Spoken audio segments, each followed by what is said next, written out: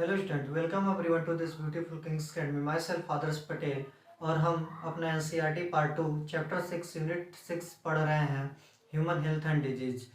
ये हमारा तीसरा लेक्चर है और हमने पिछले लेक्चर में बैक्टीरियल डिसऑर्डर को कंप्लीट कर चुका है और अभी हम वायरल डिसऑर्डर को देखने वाले हैं। तो आइए देखते हैं हम इस वायरल डिसऑर्डर में क्या क्या हमें बेसिकली पढ़ना है एनसीईआरटी के अकॉर्डिंग और हमारे बोर्ड और कॉम्पिटिटिव एग्जामिनेशन के अकॉर्डिंग। ठीक, तो यहाँ पे देखिए हम पढ़ने वाले हैं आज वायरल डिजीजेस के बारे में। तो जैसा कि हम बताए हैं कि हम जो वायरल डिसऑर्डर पहला पढ़ रहे हैं, यहाँ पे देखिए कॉमन कोल्ड। ठीक है, हम सब कॉमन कोल्ड जानते हैं, हम कभी ना कभी अफेक्ट हुए हैं इस कॉमन कोल्ड की बीमारी से। ठीक है, तो हमें इसका ज़्यादा आइडिया हो सकता है। ठीक, तो ये देखिए इसका हम पॉजिटिव एजेंट पढ़ने वाले हैं। जैसा कि हम सारी डिसऑर्डर के पॉजिटिव एजेंट पढ़ रहे हैं पैथोजन, इसका भी देखिए इसका पॉजिटिव एजेंट होता है रीनो वायरस। बहुत इंपॉर्टेंट है, ये जीके के भी क्वेश्चन में पूछा जाता है। ठीक है, तो इसको आप याद रखिए रीनो वायरस। ठीक है बेटा, रीनो वायरस आप इसको याद रखिएगा। ठीक, इसके बाद इसका टारगेट ऑर्गन देखिए बेटा, हम जब पढ़ रहे थे न्यूमोनिया तो मैंने आपको स्ट्रांगली बताया हुआ है, काफ़ी मैंने इसको इस पॉइंट पे फोकस करा हुआ है न्यूमोनिया में कि in the pneumonia lungs affect होता है, लेकिन कॉमन कोल्ड में लंग्स अफेक्ट नहीं होता है। और क्या अफेक्ट होता है इसमें, हमारा रेस्पिरेटरी पैसेज अफेक्ट होता है। तो यहाँ पे हम एक स्टेटमेंट लिखने जा रहे हैं, आप इस पर काफ़ी फोकस करेंगे। इन कॉमन कोल्ड respiratory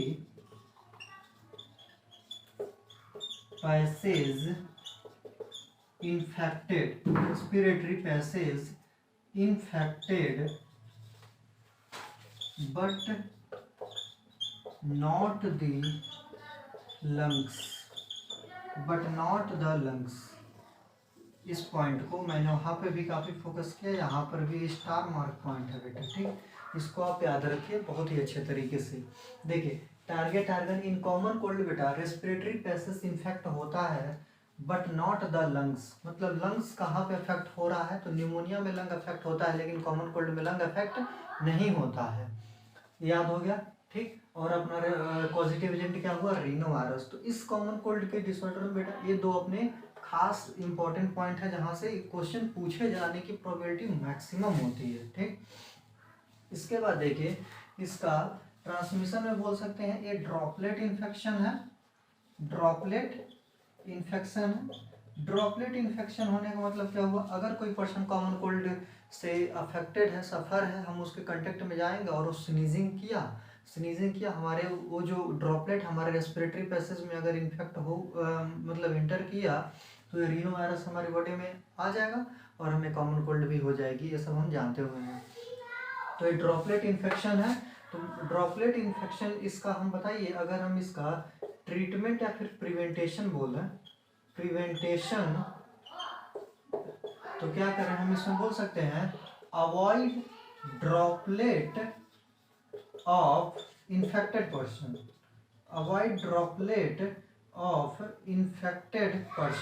मतलब कि अगर कोई पर्सन कॉमन कोल्ड से अफेक्टेड, हम उसके ड्रॉपलेट को अवॉइड कर दें तो हम क्या हो जाएंगे, कॉमन कोल्ड से अफेक्ट नहीं होंगे।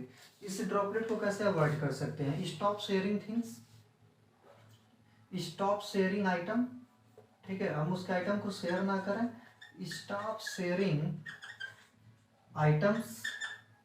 आइटम्स में क्या क्या हो सकता है, जैसे हम उसके फूड आइटम को शेयर ना करें, उसके हम हैंकरचिप को या फिर टॉवेल वगैरह को शेयर ना करें। ठीक है, और उसके जो अदर आइटम्स हैं उसको हम अवॉइड करें। ठीक, तो ये बेसिकली हो गया अपना इसका प्रिवेंटेशन और ड्रॉपलेट इन्फेक्शन का मेथड। ठीक है, इसके बाद देखिए यूजुअली ये जो कॉमन कोल्ड है ये 3 to 4 डेज सस्टेन करता है। मतलब कि जो कॉमन कोल्ड है ये ज़्यादातर 3 से 4 दिन तक इसका लाइफ साइकिल है। किसका, इस रीनो वायरस का लाइफ साइकिल है, हमारी बॉडी में लास्ट टू लास्ट बेटा 3 से 4 दिन तक, बहुत हो गया तो 1 वीक तक हमारी बॉडी में स्टे करता है। उसके बाद ये क्या हो जाता है, जो हमारी बॉडी के अदर जो डिफेंस मैकेनिज्म है उससे लड़ लेते हैं आसानी से, ठीक है। तो ये रीनो वायरस है। इसी डिसऑर्डर को हम एक बार फिर जिक्र करेंगे जब हम इसका क्या पढ़ रहे होंगे, अपनी बॉडी की इम्यूनिटी। इसमें हम देखेंगे ये जो डिसऑर्डर है, जैसे मान लीजिए जब ये 3 से 4 दिन तक रहा, फिर 1 महीने बाद फिर हो जाता है। लेकिन आपने सुना होगा चिकन पॉक्स, इसकी ये बहुत जल्दी जल्दी नहीं होता है, मतलब कहीं ना कहीं हमारी बॉडी में कुछ मेमोरी नाम की चीज़ होती है, तब हम उसके बारे में देखेंगे। यहाँ पे मैं बता दूं, इस जो कॉमन कोल्ड रीनो वायरस, इसकी जो मेमोरी होती है बेटा, ये शॉर्ट टर्म मेमोरी होती है। हमारी बॉडी में इसकी मेमोरी ज़्यादा दिन तक नहीं बन के रहती है, ठीक है। तो इसीलिए हमें बार बार कभी कभी कॉमन कोल्ड होते रहता है, इससे हमें कोई दिक्कत भी नहीं होती ऑब्वियसली, ठीक। तो ये अपना रहा ये कॉमन कोल्ड और इसके सारे पॉजिटिव एजेंट को, ठीक है। 3 to 4 डेज, या फिर हम यहाँ पे इसको लिख सकते हैं, देखिए 4 to 7 डेज भी लिख सकते हैं, ठीक है। तो ये सारा कुछ अपना रहा कॉमन कोल्ड के बारे में। आइए अब हम अपना नेक्स्ट डिसऑर्डर स्टार्ट करते हैं, और नेक्स्ट डिसऑर्डर में हम पढ़ने वाले हैं चिकनगुनिया। चिकनगुनिया के भी बारे में हम बहुत कुछ खास नहीं पढ़ते हैं, ठीक है। देखिए यहाँ पे इस वायरल डिसऑर्डर में हमारा जो मेन फोकस रहेगा वो एड्स पे रहेगा, ठीक है। हम एड्स को काफ़ी इलेबोरेट करके पढ़ने वाले हैं, और इस जो डिसऑर्डर है बाकी इसमें हम बस ऐसे डिस्क्रिप्टिव ही उसके पॉजिटिव एजेंट को पढ़ रहे हैं, ठीक है। तो देखिए अगला जो है हमारे पास ये है चिकनगुनिया। चिकनगुनिया में देखिए, इसको हम जल्दी वाइंड अप कर रहे हैं। चिकनगुनिया में इसका जो एजेंट है, इसका देखिए यहाँ पे इसका जो पॉजिटिव एजेंट है वो है चिकनगुनिया वायरस, बोलते हैं इसको चिकनगुनिया वायरस बोल सकते हैं। और याद रखिए जो चिकनगुनिया वायरस है सिंगल स्टैंडर्ड आरएनए वायरस है, सिंगल स्टैंडर्ड आरएनए वायरस है। अच्छा, मैं सिंगल स्टैंडर्ड आरएनए वायरस का एक बार और जिक्र करूंगा जब मैं एड्स आपको पढ़ा रहा हूँ, ठीक है। तो देखिए यहाँ पे ये जो चिकनगुनिया अपने पास सिंगल स्टैंडर्ड आरएनए वायरस हो गया, इसका टारगेट ऑर्गन या फिर इसका बोल सकते हैं इसका सिम्पटम्स हल्का सा देखते हैं। इसका सिम्पटम्स में क्या होता है, लिम्फ नोड स्वेल हो जाता है, लिम्फ नोड की स्वेलिंग देखने के लिए मिलती है, ठीक है। तो ये रहा चिकनगुनिया के बारे में। और क्या हम बोल सकते हैं, मसल्स में पेन होती है, और जॉइंट में भी यहाँ पे पेन होता है, ठीक है। इसके साथ ही साथ आप इस चिकनगुनिया में एक तो याद रखिए सिंगल स्टैंडर्ड आरएनए वायरस, जो इम्पोर्टेंट है मैं इसको हाईलाइट करूँ तो इसमें आप याद रखिए single standard RNA virus chikungunya में मोस्ट इम्पॉर्टेंटली। और इसका आप वेक्टर याद रखिए, यहाँ पे ये मैं आपको बताता हूँ इसका वेक्टर होता है इसका एडीज मॉस्किटो। देखिए एडीज मॉस्किटो इसका वेक्टर होता है एडीज मॉस्किटो। तो ध्यान रखिएगा कि ये जो मॉस्किटो हम जब भी बात कर रहे हैं तो 2 तरीके का मॉस्किटो है, एक मेल मॉस्किटो है और फीमेल मॉस्किटो। तो हमेशा और हमेशा फीमेल मॉस्किटो किसी पर्सन को बाइट करती है, मेल मॉस्किटो कभी किसी को बाइट नहीं करता है, ठीक है। ये डिजीज को मतलब डिजीज ट्रांसमिशन में वेक्टर नहीं बनता है, ऐसा याद रखेंगे हमेशा फीमेल मॉस्किटो, ठीक। तो एडीज मॉस्किटो, अगर हम एडीज मॉस्किटो को अवॉइड कर रहे हैं अपने सराउंडिंग से, दैट्स मीन कि हम चिकनगुनिया का प्रिवेंटेशन ढूंढ लिया, चिकनगुनिया से हम बच रहे हैं, ठीक है। इसके बाद आइए हम अगला देखते हैं क्या, डेंगू। चलिए यहीं पे हम स्टार्ट कर लेते हैं इस डेंगू को। तो देखिए यहाँ पे हम पढ़ रहे हैं डेंगू के बारे में। बेसिकली अपना तीसरा डिसऑर्डर है डेंगू।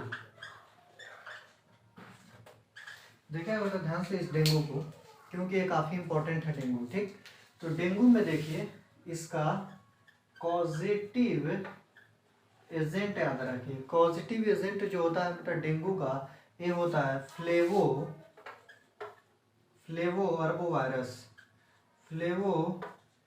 अर्बो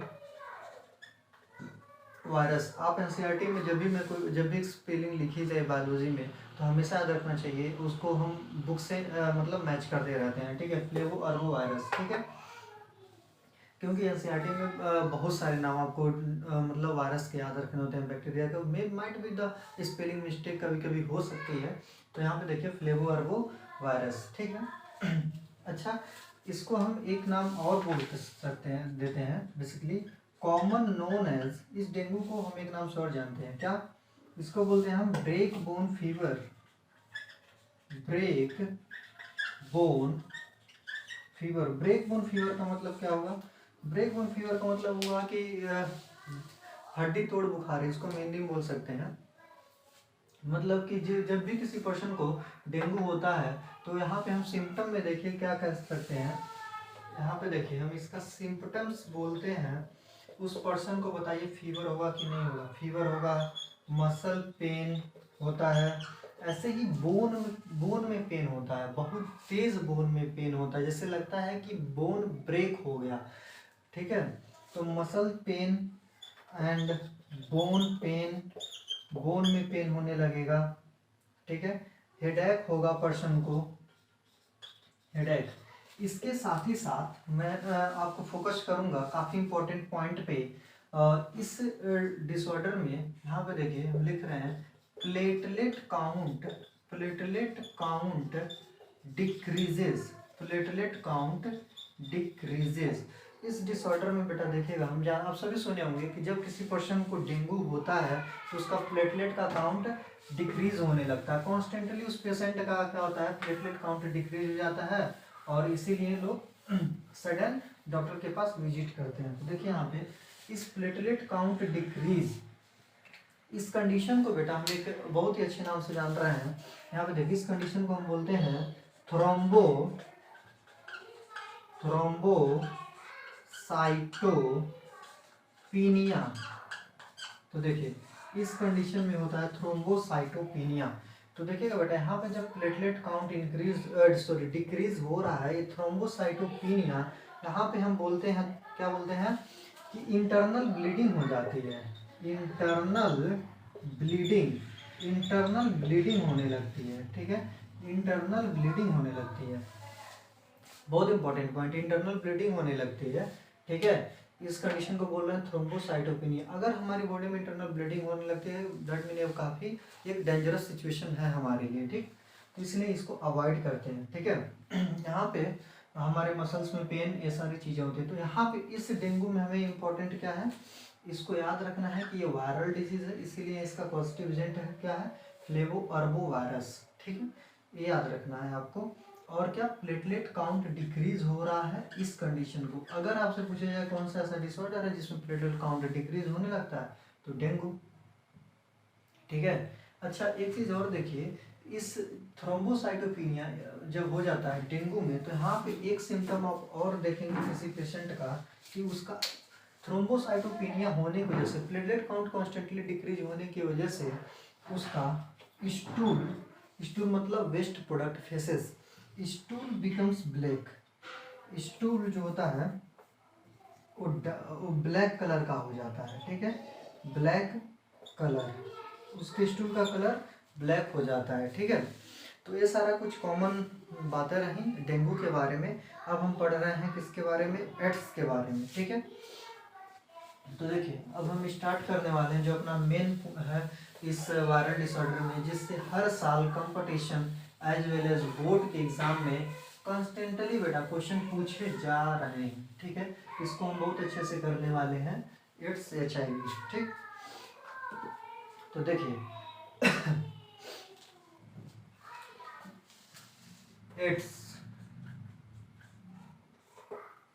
एड्स का पहले आप फुल फॉर्म समझिए। एड्स का फुल फॉर्म आप जानते हैं, इसका फुल फॉर्म होता है एक्वायर्ड इम्यूनोडेफिशिएंसी सिंड्रोम। क्या होता है, एक्वायर्ड इम्यूनोडेफिशिएंसी सिंड्रोम। देखिए यहाँ पे आप हमारे साथ नोट करते रहें और नोट बनाते रहें, ठीक। Acquired immuno deficiency syndrome. यहाँ पे देखिए अभी इसका नाम बेटा, इसको तोड़ने की कोशिश करिए। जैसे मैंने पहले ही लेक्चर में डिस्कस करा हुआ है एक्वायर्ड और इनेट डिसऑर्डर के बारे में। तो एक्वायर्ड डिसऑर्डर कौन सा डिसऑर्डर हो गया, जो हम अपनी लाइफ में एक्वायर कर रहे हैं। हो सकता है हमारी कुछ गलतियां हों या फिर हम जाने और अनजाने में हम अपनी लाइफ में इसको एक्वायर कर रहे हैं, तो that means acquired. Immuno deficiency, immuno deficiency का मतलब क्या हुआ कि हमारी इम्यूनिटी इस डिसऑर्डर से फाइट नहीं कर पा रही है, हमारी इम्यूनिटी इतनी अच्छी नहीं है, मतलब हमारी इम्यूनिटी इतनी सक्षम नहीं है कि इस वायरस से फाइट कर सके, जो एड्स का वायरस है उससे फाइट कर सके, मतलब हमारी इम्यूनिटी फेल हो जा रही है, तो वह इम्यूनो डेफिशिएंसी। और क्या, सिंड्रोम। सिंड्रोम को आप खास करके समझिए क्या होता है, ठीक है। सिंड्रोम का मतलब देखिए होता है कि एक सिंगल बीमारी में, सिंड्रोम में क्या होता है बेटा, एक सिंगल बीमारी में मल्टीपल डिजीज के सिम्टम्स आने लगते हैं, ठीक है। मल्टीपल सिम्टम्स, ठीक है, multiple symptoms in a disease, multiple symptoms in a disease. तो एड्स में क्या होगा बेटा कि देखिए, एड्स का जो बीमारी है, इस एक बीमारी में, मतलब एड्स एक बीमारी है, इस एक बीमारी में मल्टीपल डिजीज के सिम्टम्स देखने के लिए मिलने लगते हैं। कब, जब एड्स किसी पर्सन को मतलब एक अच्छे क्रॉनिक लेवल तक हो जाती है, ज़्यादा एक्सटेंड तक हो जाती है, तब हमें ये मल्टीपल सिम्टम देखने के लिए मिलता है, ठीक। तो multiple symptoms in a disease, इसको बोलते हैं सिंड्रोम, ठीक। इसके बाद देखिए, आप यहाँ पे देखिए इसका कॉजिटिव एजेंट, कॉजिटिव एजेंट इसका याद रखिए आप। पॉजिटिव एजेंट आप सब याद किए ही होंगे, होता है HIV। HIV का नाम तो सबने सुना हुआ है। इसको बोलते हैं ह्यूमन इम्यूनो डेफिशिएंसी वायरस। क्या बोलते हैं? Human immuno deficiency virus. इसका नाम ही देखिए, इसका नाम ही ज़्यादातर चीज़ें आपको बता दे रहा है। ह्यूमन इम्यूनो डेफिशिएंसी वायरस मतलब कि ह्यूमन में इफेक्ट कर रहा है और ह्यूमन की इम्यूनिटी को डेफिशिएंट बना देता है, ठीक है। ह्यूमन की इम्यूनिटी को डिफिशिएंट बना देता है, हमारी इम्यूनिटी को कमजोर करता है, इसका मतलब। और वायरस है, दैट मीन वायरल डिसऑर्डर तो है, इसी यही तो हम पढ़ ही रहे हैं, ठीक है। तो देखिए, ये अपना एक ओवरव्यू रहा है इसके बारे में, ठीक है। देखिए, मैंने एक चीज बोला, ये जो HIV वायरस है, ये सिंगल स्टैंडर्ड RNA वायरस होता है, ये भी आप याद रखिए। यहाँ पे देखिए, इस एड्स में हम जो भी पढ़ रहे हैं, ये सारे अपने जो पॉइंट में लिखते जा रहा हूँ, ये सारे के सारे एक एक सिंगल पॉइंट इंपॉर्टेंट है, ठीक है। आप इसमें किसी भी पॉइंट को अवॉइड नहीं कर सकते हैं बेटा, लाइटली मत लीजिए, ठीक है। देखिए, अब इस वायरल डिसऑर्डर, इस एड्स को समझने के लिए हमें क्या करना होगा, हमें इसका बेसिक्स देखना पड़ेगा, हमें थोड़ा सा इस HIV वायरस का स्ट्रक्चर देखना पड़ेगा, ठीक है। तो आइए हम स्टार्ट कर रहे हैं इसका स्ट्रक्चर देखना, कैसा दिखता है ऐसे आउटर अपीयरेंस। तो मैं इसका ज़्यादा डिटेल पिक्चर ना बनाते हुए एक छोटा सा इसका मैं डायग्रामेटिक आपको व्यू देना चाहूँगा। तो देखिए, यहाँ पे आप ऐसे कुछ कैप लाइक स्ट्रक्चर देखेंगे, ठीक है। आप यहाँ पे ऐसे कुछ कैप लाइक स्ट्रक्चर देख लेंगे बेटा, ठीक। ये हो गया। इसके बाद देखिए क्या होने वाला है यहाँ पे। इसके बाद इसके अंदर में जाइए, इसके अंदर में बहुत सारा कुछ होता है, पर हम अपने ही पॉइंट को फोकस कर रहे हैं, ठीक है। यहाँ पे देखिए, इसको बेसिकली कोर मॉलिक्यूल बोलते हैं, ठीक है। इसका हम नाम नहीं देखेंगे, GP120, GP31, P17, P24, ऐसा आपको नाम देखने के लिए बुक्स में मिल जाएगा, ठीक है। तो ये देखिए, इसको हम बोलते हैं इसका कोर मॉलिक्यूल। अच्छा, इस कोर मॉलिक्यूल में पाए जाएंगे क्या बेटा? कोर एंजाइम, ठीक है। अब इस चीज को आप ध्यान से बहुत देखिएगा, यहाँ पे ऐसा 2 सिंगल स्टैंडर्ड RNA पाया जाएगा, तो मैं इसके बारे में यहाँ पे लिख रहा हूँ। 2 पाया जाएगा, 2 सिंगल स्ट्रैंडेड आइडेंटिकल RNA पाए जाएंगे, ठीक है। 2 सिंगल स्ट्रैंडेड आइडेंटिकल RNA पाए जाते हैं, किसके? RNA। तो HIV के RNA होते हैं, मैंने पहले लिखा हुआ है यहाँ पे देखिए। ये दोनों जो RNA हैं एक दूसरे के आइडेंटिकल होते हैं। इसमें इंपॉर्टेंट क्या है बेटा? आइडेंटिकल होते हैं। अगर आपसे पूछा क्या अनआइडेंटिकल होते हैं? नहीं, ये दोनों एक जैसे होते हैं, ठीक। इसके बाद देखिए, मैं यहाँ पे 3 एंजाइम को मार्क करने वाला हूँ, ठीक है। यहाँ पे मैं 3 कलर से 3 एंजाइम को मार्क कर रहा हूँ। आप इन तीनों एंजाइम को देखिए, ठीक। जो देखिए यहाँ पे अपना पहला, ये जो मैंने ब्लैक से रिप्रेजेंट किया है, जो पहला होता है ये होता है क्या, रिवर्स ट्रांसक्रिप्टेज। एंजाइम का नाम आप याद रखिए, इसको बोलते हैं हम रिवर्स ट्रांसक्रिप्टेज। क्या बोलते हैं बेटा, रिवर्स ट्रांसक्रिप्टेज, ठीक। ये जो दूसरा अपना है जिसको मैंने ब्लू डॉट से मार्क करा हुआ है, ठीक है, ब्लू डॉट से मैं मार्क करा हुआ है यहाँ पे, जिसको मैं ब्लू डॉट से कर रहा हूँ, देखिए इसको बोलते हैं क्या, इंटीग्रेज। इसको बोलते हैं हम इंटीग्रेज, इंटीग्रेज, ठीक। मतलब इंटीग्रेट होने, मतलब जुड़ने में हेल्प करता है, ठीक है। और जो इसको हमने किया है, इसको बोलते हैं बेटा प्रोटीएज, PROTEAS, ठीक। इसको हमने प्रोटीएज बोल दिया। आप इन तीनों एंजाइम को, मेरा कहना है कि आप सीक्वेंस में याद करें, तब आपको इसका मैकेनिज्म अंडरस्टैंड करने में बहुत इजी होगा, ठीक। पहला रिवर्स ट्रांसक्रिप्टेज, दूसरा इंटीग्रेज, और तीसरा हो गया बेटा प्रोटीएज, है ना। आप इतना याद रख लीजिए, ठीक। इतना याद रखने के बाद मैं आपको लेकर के चलूंगा मैकेनिज्म में, ठीक है। इसके साथ मैं एक चीज़ यहाँ पे चाहूँगा और ख़त्म करना। एक अपने पास होता है सेंट्रल डोग्मा। सेंट्रल डोग्मा हम कब पढ़ने वाले हैं, सेंट्रल डोग्मा जब मैं जेनेटिक्स पढ़ा रहा हूँ आपको, ठीक है, तब मैं इसके बारे में बताऊंगा। यहाँ पे देखिएगा, सेंट्रल डोग्मा का कहना है सिंपल सा कि डीएनए और डीएनए से बनता है आरएनए, और इस आरएनए से बनता है प्रोटीन, ठीक है। डीएनए से बनता है आरएनए और आरएनए से बनता है क्रिक। ये जो बेसिकली सेंट्रल डोग्मा है, फ्रांसिस क्रिक ने प्रपोज किया हुआ है इसको।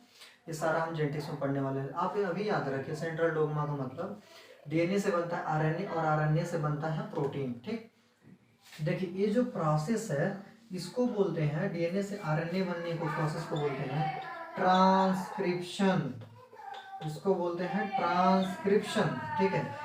और आरएनए से प्रोटीन जो बनता है इसको बोलते हैं हम ट्रांसलेशन।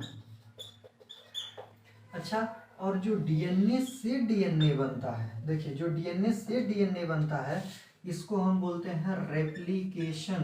क्या बोलते हैं, रेप्लिकेशन, ठीक। जो यहाँ पे इंपॉर्टेंट है, देखिए जो डीएनए से आरएनए बन रहा है इसको ट्रांसक्रिप्शन बोल रहा है। अगर ये मैकेनिज्म रिवर्स कर देते हैं, क्या, अगर आरएनए से डीएनए बनने लगा, मतलब देखिए यहाँ पे अगर ये आरएनए से डीएनए बनने लगेगा तो ये मैकेनिज्म क्या हो गया बेटा, रिवर्स हो गया है। तो इसको बोलते हैं रिवर्स ट्रांसक्रिप्शन। देखिए इसको बोलेंगे रिवर्स ट्रांसक्रिप्शन, ठीक है। और इस प्रोसेस को क्या बोल रहे हैं यहाँ पे, आरएनए से प्रोटीन को ट्रांसलेशन। मतलब कि ये सारा मैकेनिज्म आपको क्लियर हो गया है, ठीक है। आप इसको अच्छे से समझिए। अब हम इस कैपेबल हो चुके हैं कि हम अंडरस्टैंड कर पाए उसका मैकेनिज्म, ठीक है। आइए हम इसका मैकेनिज्म बहुत अच्छे से देखने वाले हैं। अच्छा, जैसे कि हम सबका एक टारगेट आर्गन पढ़ रहे हैं ना बेटा, ऐसे हम इसका भी एक टारगेट सेल पढ़ने वाले हैं, ठीक है। तो ये हमारी बॉडी के देखिए, जैसे कि इम्यूनिटी को डिस्टर्ब कर रहा है, तो हम जब ब्लड पढ़ते हैं तो उसमें हमारे पास देखते हैं एक होता है अपने पास मैक्रोफेज, ठीक है, उसको ये बेसिकली अफेक्ट करता है, ठीक है। तो देखिएगा ये जो HIV है, यहाँ पे देखिए हम लिख रहे हैं, जो HIV है ये हमारी बॉडी के मैक्रोफेज को अफेक्ट करता है। मैक्रोफेज को क्या अफेक्ट कर रहा है, यहाँ पे देखिए मैक्रोफेज को हम बोलते हैं, किसी किसी बुक में आपको CD4, जो स्टैंडर्ड लेवल की किताब है उसमें CD4 सेल भी मिल जाएगा, ठीक है। इसको CD4 के नाम से जानते हैं। तो मैक्रोफेज में देखिएगा इसको बोलते हैं हम HIV factory of the cells, ठीक है। इस मैक्रोफेज को हम HIV factory of the cells बोलते हैं, ठीक है। और इसको अफेक्ट कर देता है, ठीक। तो यहाँ पे देखिएगा, यहाँ पे बेसिकली होता क्या है कि ये जो इन्फेक्शन का मैकेनिज्म है, तो यहाँ पे हम क्या देख रहे हैं,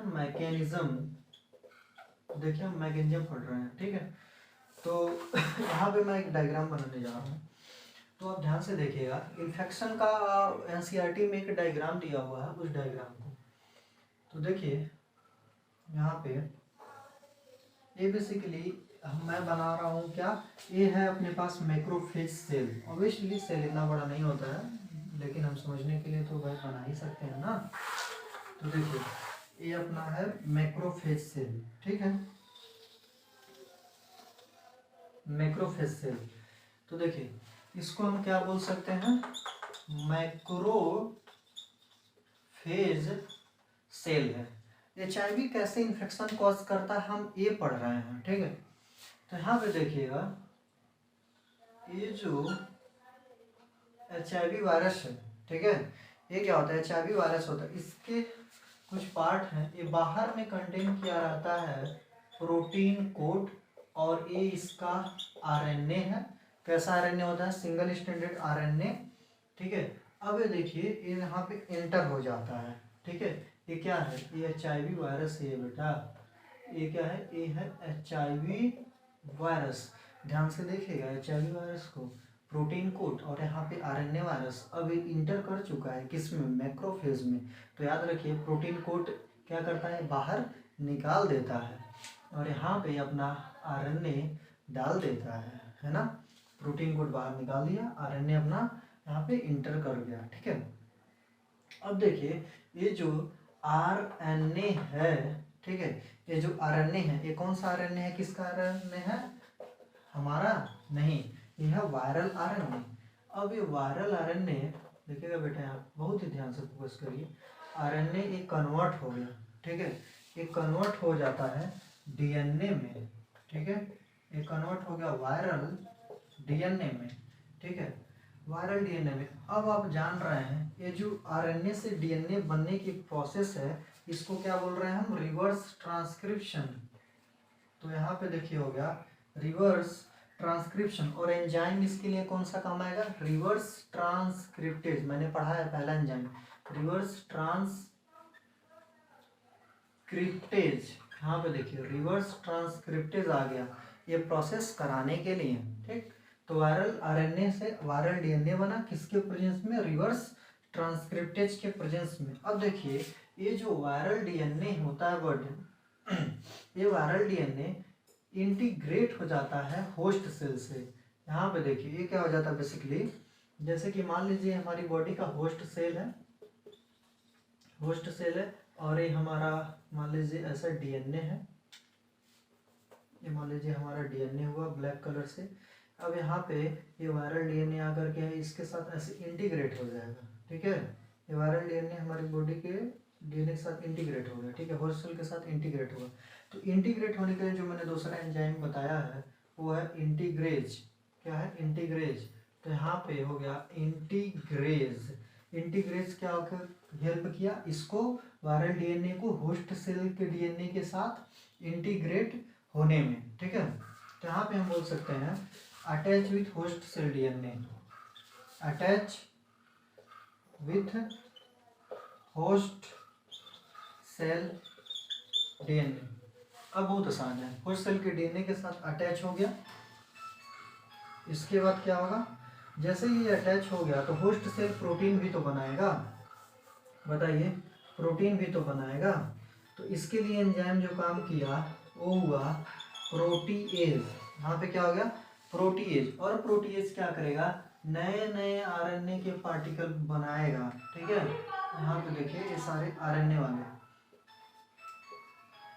देखिए कितना सारा प्रोटीएज क्या बना दिया, RNA के पार्टिकल। यहाँ पे देखिए लिख रहे हैं न्यू RNA पार्टिकल बन गया, न्यू RNA पार्टिकल बन गया। अब हमारी बॉडी में आ गया, अभी क्या करेगा, फर्दर इन्फेक्शन कॉज करता रहेगा, ठीक है। तो यहाँ पे देखिए ये एक ओवरव्यू है जो कि एनसीईआरटी का डायग्राम में मैंने कोशिश करा है इसको बहुत ही सिंप्लीफाइड वे में बनाने का। तो integrase attach with the host cell DNA, host cell, और यहाँ पे प्रोटीएज और प्रोटीन के ये नए नए पार्टिकल बना दिए, ठीक है। अब देखिए हम जैसे प्रिवेंटेशन और ट्रीटमेंट का तरीका ढूंढ रहे हैं, तो हम क्या कर सकते हैं, इस बीमारी को अगर हमें प्रिवेंट करना हो तो हम क्या कर सकते हैं, हम इस स्टेप पे रोक सकते हैं। अगर हम किसी, अगर ये जो पूरे मैकेनिज्म में हम इस प्रोसेस को स्टॉप कर दे रहे हैं तो ये क्या HIV हमें अफेक्ट कर पाएगा, नहीं कर पाएगा। लेकिन दिक्कत कहाँ आती है बेटा, अभी तक एड्स की मेडिसिन नहीं डिस्कवर हुई। दिक्कत यही आती है कि ना हम इस प्रोसेस को स्टॉप कर पाते ना इस प्रोसेस को, क्योंकि ये प्रोसेस बहुत तेज चलता रहता है। और बहुत जो कुछ हमने मेडिसिन सर्च की करा हुआ है रिवर्स ट्रांसक्रिप्टेज के लिए हमने करा हुआ है, ठीक है। तो एक ओवरव्यू है यहाँ पे देखिए, ठीक है। और इसका बेसिकली देखिए यहाँ पे आप टेस्ट याद रखिए, टेस्ट बहुत इंपॉर्टेंट है इसका, है ना। तो यहाँ पे टेस्ट में जो ये HIV का टेस्ट है हमारी बॉडी में कैसे पता चलेगा, तो इसके लिए टेस्ट होता है ELISA, ELISA, ELISA, ELISA। ELISA का फुल फॉर्म क्या होता है आप इसको नोट करिए, मैं इसको क्लियर करूँ, ठीक है। ELISA का मतलब होता है, ठीक है, ELISA का मतलब होता है बेटा, यहाँ पे ध्यान से देखिए, एंजाइम लिंक्ड इम्यूनोसॉर्बेंट एसे, ठीक है, एंजाइम लिंक्ड इम्यूनोसॉर्बेंट एसे। और पहला तो इसका ये पूरा नाम इम्पोर्टेंट हो गया और टेस्ट इम्पोर्टेंट हो गया, ठीक है। और दूसरा बेस्ड ऑन, यहाँ पे लिख सकते हैं हम, this test is based on antigen antibody in direction, लिखेंगे test based on antigen antibody reaction, antigen antibody reaction. देखिए ये जो टेस्ट है किस बेसिस पे काम करता है, ये एंटीजन और एंटीबॉडी के रिएक्शन पे काम करता है, याद रखिएगा इसको, एंटीजन एंटीबॉडी रिएक्शन। मतलब ये कन्फर्म, ये टेस्ट तब पता चलेगा हमें, कब पता चलेगा कि एड्स हो रहा है, कब, जब हमारी ब्लड में इस HIV के एंटीजन और एंटीबॉडी बन जाएंगे तभी ये पता चलेगा। इसीलिए क्या होता है किसी पर्सन को HIV हुआ रहता है लेकिन बहुत लंबे समय के बाद पता चलता है, आपने सुना होगा, ठीक है। तो ये टेस्ट बेस्ड हो गया अपना एंटीजन एंटीबॉडी रिएक्शन के लिए, इसीलिए क्योंकि समय लगता है एंटीबॉडी बनने में हमारे बॉडी में, ठीक है, इसीलिए एड्स एक लंबे ड्यूरेशन के बाद पता चलता है, ठीक है। तो यहाँ पे देखिए आप, ठीक है। इसके बाद जब आप सिम्टम्स पढ़ रहे हैं तो यहाँ पे देखिए इसका सिम्टम्स जब किसी पर्सन को बेटा एड्स कम्प्लीटली हो गया रहता है, ठीक है, जब किसी पर्सन को एड्स हो गया रहता है तो इसका सिम्टम्स देखिए, इसे वेट लॉस होता है, इससे फीवर होता है और इससे TB ट्यूबरकुलोसिस की भी शिकायत आ जाती है, इससे डायरिया की भी शिकायत आती है। देखिए एक डिजीज में कितने सारे डिसऑर्डर के सिम्टम आपको देखने के लिए मिल रहे हैं।